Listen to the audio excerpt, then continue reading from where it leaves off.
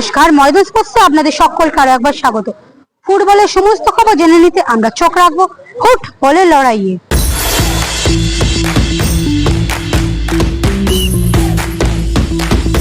বাগান নির্বাচনের প্রচারে কখনো তাকে দেখা গেছে সৃঞ্জয়ের হয়ে মাইক হাতে, আবার কখনো তাকে দেখা গেছে দেবাশিস দত্তর পাশে। তিনি হাওড়ার বিধায়ক, প্রাক্তন ভারতীয় অধিনায়ক প্রসূন বন্দ্যোপাধ্যায়। প্রথম দিন থেকেই নির্বাচনের বিপক্ষে ছিলেন তিনি, তাই দুই পক্ষ মিলে যাওয়ায় খুশি প্রাক্তন মোহনবাগান অধিনায়ক। মুখ্যমন্ত্রীর উদ্যোগেই দুই শিবির মিশেছে। মোহনবাগান তাঁবুতে বসে এমনটাই জানালেন প্রসূন। মমতাদি কিন্তু এটা করেছে, মমতাদি এটা করেছে এবং মমতাদি জানে প্রসূন বলেছে এই কথাগুলো। মমতাদির কাছে মমতাদি বলেছে যে আমি চাই যে তোমরা একসাথে করো, কোনো মারপিট ঝামেলা হবে।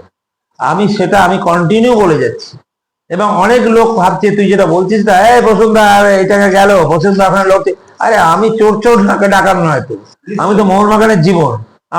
আমি এইবার বুঝতে পারছি, আমি যখন ঢুকছি, তুই বিশেষ করে বাইরে, আমি একজন ওখানে যে মাঠে দাঁড়িয়েছিলাম, এরা কাজ ফাজ করছে, যখন বললো আমাকে ঠিক আছে, দাসকে বললাম, ওকে বললাম, সবাইকে বললাম যে ভালো হয়ে থাক, আর কিচ্ছু না। আর বিশ্বাস কর আমার কিছু চাহিদা নয়, আমাকে এইটা করে দেবেন এটা করে দেবেন কিচ্ছুই না, আমি তো হয়েই আছি মোহনবাগানে। এটা খুব ভালো হবে। এটা দিদিকে আমি প্রণাম জানাই, মমতাদিকে প্রণাম জানাই বলছি। এটা দিদি ভেবেছিল, এটা করেছে খুব ভালো। একটা বিরাট টিম, এই টিমে এসে মারপিট, হাতাহাতি, ধাক্কাধাক্কি, অসভ্যতামি কেন হবে? দুই শিবিরের মধ্যে সমঝোতা করতে গিয়েছিলেন বাগানের প্রাক্তন সভাপতি টুটু বসুর বাড়িতেও। দুই শিবিরের সঙ্গে যোগাযোগ রেখে তাল মিলিয়ে চলায় তাকে শুনতে হয়েছে অনেক টিপ্পনি। এই নিয়ে কি বলছেন তিনি? আমি ভাবলাম যে এই জায়গায় এই বাড়িতে, ও বাড়িতে, ওর বাড়িতে টুটু বসুর কাছে গেলাম। আরে প্রসূন তুমি এসছো? আমি হ্যাঁ এসছি, প্লিজ দাদা আপনি আপনার মতন করুন।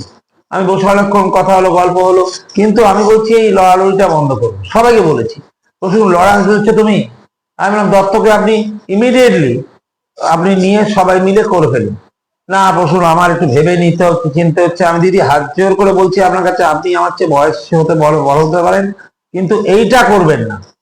আমি বলছি মোহনবাগান একটা অন্য ব্যাপার, অনেক ক্লাব আছে, কিন্তু মোহনবাগান একটা মহা একার আছে।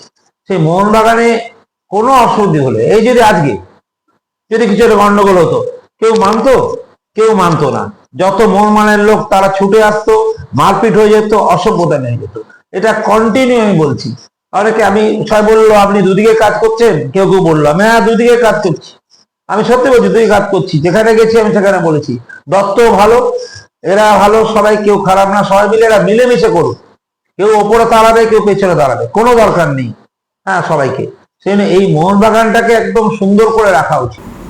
বুধবার মোহনবাগানের মনোনয়নে স্ক্রুটনি হতে চলেছে, তবে দুই শিবির মিশে উই আর ওয়ান হয়ে যাওয়ায় এখন বাগানে বাজছে একটাই সুর, মিলে সুর মিলে তুমহারা।